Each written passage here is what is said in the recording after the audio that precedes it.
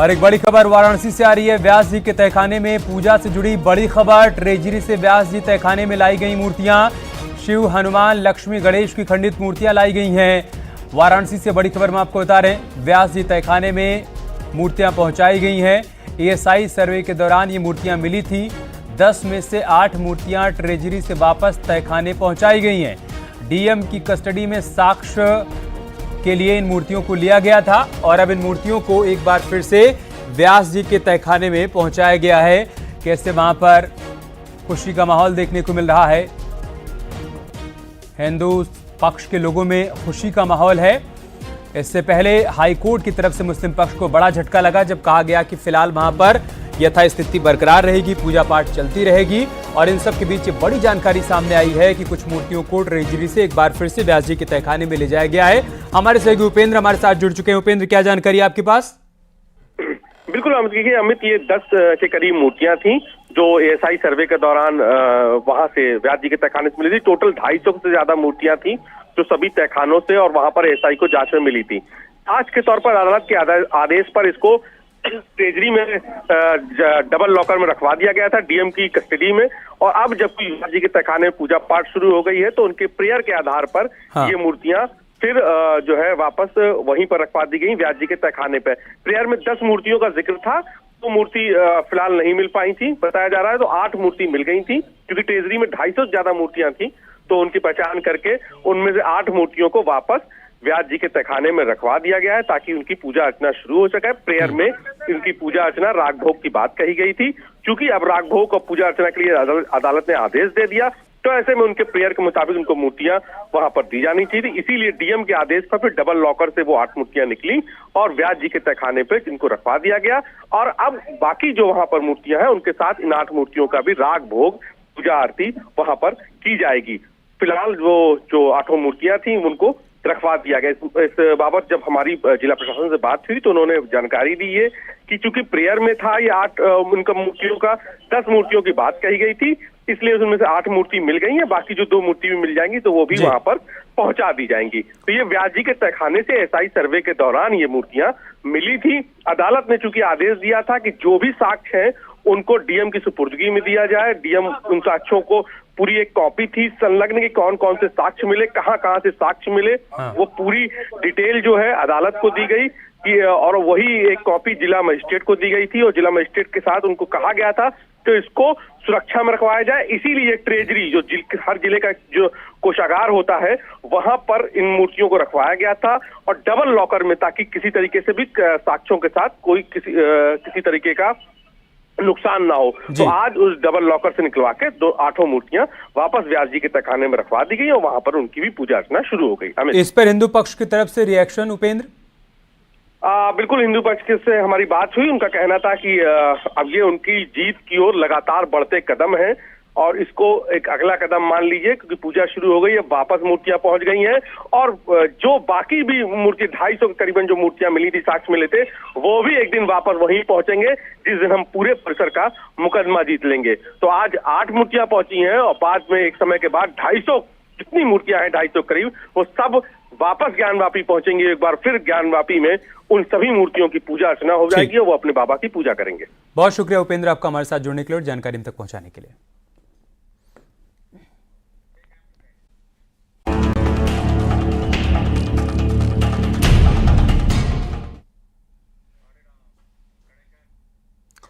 और बात करते हैं किसान कत्लकांड की। लखीमपुर खीरी में किसान और समाजवादी पार्टी के नेता की 48 घंटे पहले हत्या हो जाती है, लेकिन कातिल कत्ल से कई दिन पहले सोशल मीडिया पर ऐलान करता है कि कोई बचाने नहीं आएगा। वही हुआ जिसका अंदेशा था। अब पुलिस ने हत्यारोपी गैंगस्टर को इनकाउंटर के बाद गिरफ्तार कर लिया।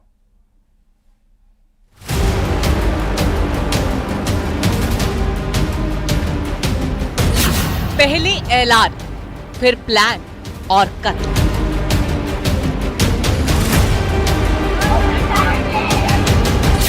ट्रैक्टर से खींचकर किसान का मर्डर। किसान के कातिल से एनकाउंटर। 2 तस्वीरें देखी और यूपी में अपराध का अंजाम देख लीजिए। एक तरफ 2 दिन पुरानी वो तस्वीर है जिसमें किसान की ट्रैक्टर से खींचकर हत्या कर दी गई थी और दूसरी तस्वीर उस केस के हत्यारोपी की है जो लंगड़ाकर चल रहा है, जिसे पुलिस ने एनकाउंटर के बाद गिरफ्तार किया है। पुलिस के कंधे पर हाथ रख लंगड़ाते पांव मासूम सा दिखने वाला शख्स ये वो कुख्यात अपराधी है जो एलानिया कत्ल करता है, पहले धमकी देता है फिर सरेआम घटना को अंजाम देता है। इसका नाम है हरेंद्र यादव, जिसे पुलिस ने एनकाउंटर के बाद गिरफ्तार किया। हरेंद्र यादव एक दुर्दांत अपराधी है जिस पर कत्ल का संगीन आरोप है, लेकिन कातिल के बारे में जानने से पहले कत्ल के बारे में जान लीजिए। 30 जनवरी रात 10:30 बजे का वक्त, जगह उचौलिया, लखीमपुर। रमेश यादव नाम का एक किसान अपने गन्ना फैक्ट्री में बेचकर ट्रैक्टर से वापस घर लौट रहा था। घर पर परिवार उसके लौटने का इंतजार कर रहा था, लेकिन किसे पता था कि कातिलों ने कुछ और ही साजिश रच रखी है। उन्होंने कहा कि किसने कहा? लालवीर ने हाँ। कि तुम्हारे पड़ोसी को वहाँ मार के डाल दिया है, उठा ले जाओ बस। क्या बजे फोन किया तुमको? 1 बजे 1 बजे दिन में या रात में? रात में। फिर तुमने क्या किया? कुछ नहीं, घटे गया, फोन तुरंत कर दिया। पुलिस को फोन किया था आपने? नहीं, हमको कोई पता नहीं। फिर वो किस नंबर से फोन आया था? नंबर उनके पास है। किसके पास? उनके रमेश की अम्मा के पास। तुम्हारे पास कॉल आई? वो भाई के पास है। तुम्हारा कितना नंबर है जिस पर फोन आया नंबर था? हमको नहीं मालूम। रात के अंधेरे में गांव की पगडंडियों पर किसान का ट्रैक्टर तेजी से गांव की ओर बढ़ रहा था। साथ में था उसका भतीजा शुभम। रात होने की वजह से खूब अंधेरा था। तभी अचानक सड़क पर कुछ लोग नजर आते हैं। लोगों को बचाने के लिए किसान ने ब्रेक पर पांव जमा दिए। ट्रैक्टर का शोर थम चुका था और मौत की आहट दस्तक दे चुकी थी। पलक झपकते ही करीब 10 लोगों के झुंड ने किसान पर ताबड़तोड़ हमला कर दिया और तब तक मारते रहे जब तक कि किसान की मौत नहीं हो गई। उचौलिया पे दिनांक 31 जनवरी की रात्रि में हत्या और मारपीट की घटना घटित हुई थी, जिसके संबंध में अभियोग पंजीकृत किया गया था। उक्त अभियोग में मुख्य अभियोग जो वांछित चल रहा था हरिंदर उर्फ मंझले पुत्र मिलाप सिंह। इधर किसान का भतीजा किसी तरह जान बचाकर मौके से भागा और परिवार को हमले की खबर दी, लेकिन जब तक मदद पहुंचती किसान का काम तमाम हो चुका था। पुलिस ने तफ्तीश शुरू की तो कत्ल के पीछे नाम निकल कर आया हिस्ट्री शीटर हरेंद्र यादव का। 2 दिन पहले किसान की गन्ना मिल से गन्ना तुलाकर वापस आते समय सरेआम सड़क पर खींचकर हत्या कर दी थी। महज 48 घंटे बाद उत्तर प्रदेश पुलिस ने हत्यारे कुख्यात अपराधी हरेंद्र को एनकाउंटर के दौरान गिरफ्तार कर लिया था। हरेंद्र ने किसान को जान से मारने से पहले सोशल मीडिया पर धमकी देकर इसका कत्ल का ऐलान किया था। हिस्ट्री शीटर हरेंद्र यादव बदमाश किस्म का आदमी है। उसका मृतक किसान से खेत में पानी निकालने को लेकर विवाद हुआ था। इसी बीच किसान को अपने कत्ल का अंदेशा सताने लगा था। ये बात व्हाट्सएप चैट के जरिए अपने दोस्त से साझा की थी, जिसमें उसने साफ साफ लिखा था कि दबंग कब्जा कर रहे, कत्ल भी कर सकते हैं। यहीं से एक और सवाल उठ खड़ा होता है, क्या पुलिस को इस विवाद के बारे में पहले से खबर थी? अगर हाँ, तो वक्त रहते कार्रवाई क्यों नहीं हुई? हरिंदर उर्फ मंझले पुत्र मिलाप सिंह, इसको आज दिनांक 2 फरवरी को थाना उचौलिया पुलिस के द्वारा पुलिस मुठभेड़ में गिरफ्तार किया गया है। उक्त अभियुक्त के पास से एक देसी तमंचा, खोखा कारतूस व जिंदा कारतूस बरामद हुआ है। यह अभियुक्त हरिंदर उर्फ मंझले जो है, ये पूर्व से ही हत्या, मारपीट व अन्य जघन्य अपराधों में शामिल रहा है। इसके ऊपर गैंगस्टर कार्रवाई भी की जा चुकी है। वारदात के बाद से पुलिस की कई टीमें हत्यारोपियों की तलाश में जुटी थी। हत्यारोपी के घर पर बुलडोजर भी भेजा गया, लेकिन तब तक कोई कार्रवाई नहीं हो पाई।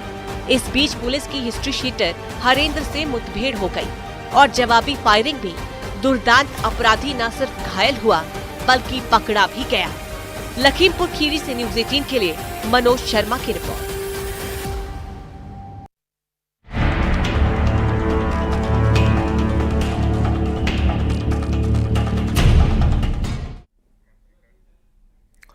और इटावा से दिल दहला देने वाली एक वारदात सामने आई है। यहां पर एक शख्स ने अपनी भाभी के प्यार में पागल होकर उसका कत्ल कर दिया। कभी अपनी भाभी से बेइंतहा इश्क का दावा करने वाला देवर उसी भाभी से जब नफरत करने लगा तो इतने हमले किए कि मौके पर ही महिला की मौत हो गई। कत्ल की वजह सिर्फ इतनी थी कि भाभी ने देवर के प्यार को ठुकरा दिया था।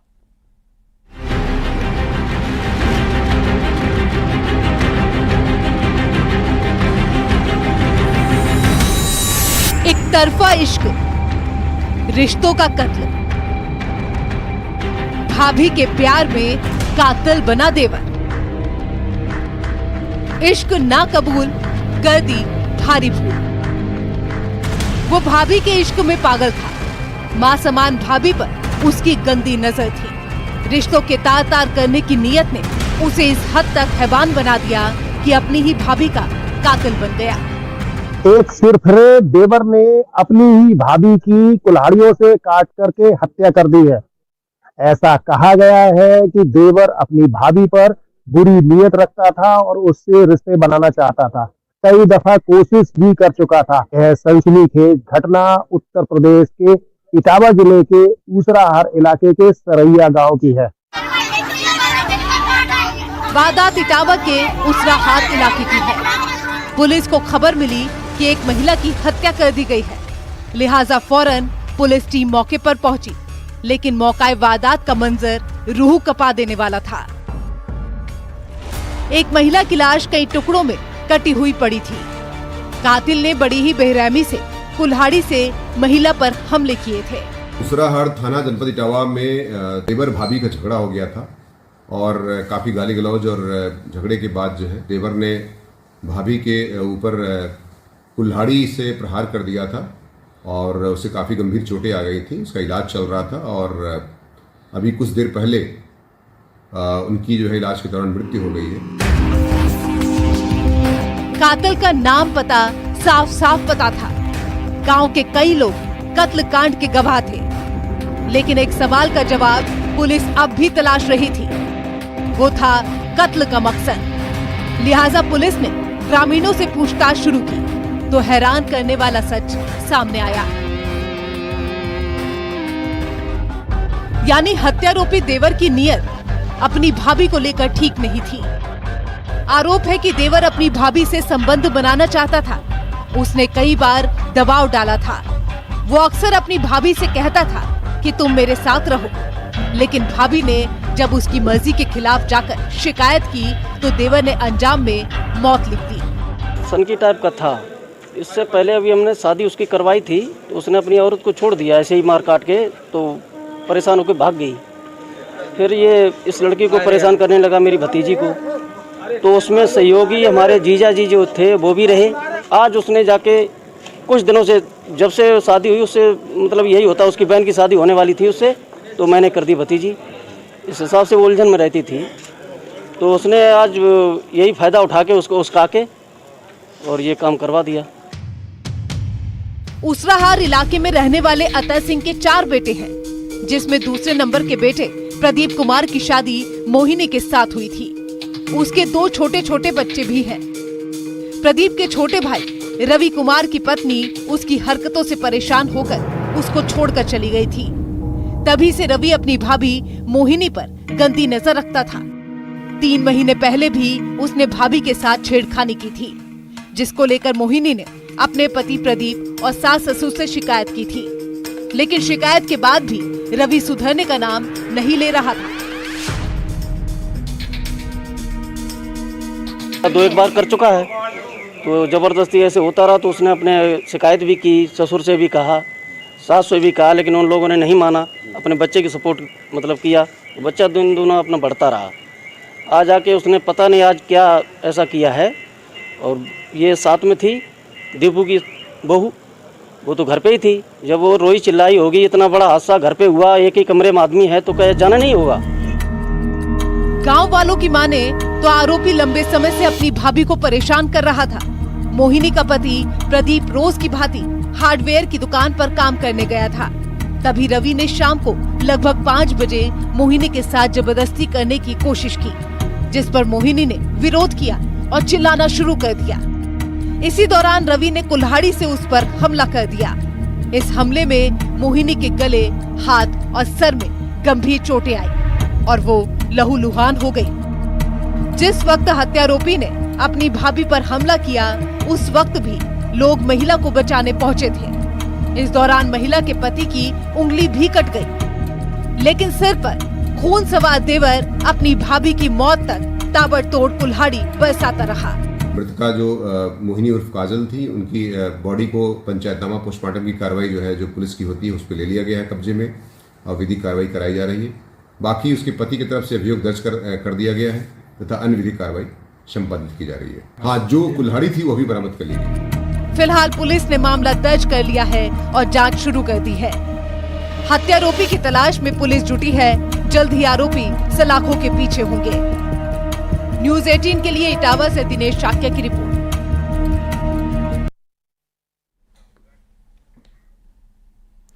क्या रुक नहीं, छोटे से ब्रेक के लिए जल्द लौटेंगे कुछ और खबरों के साथ।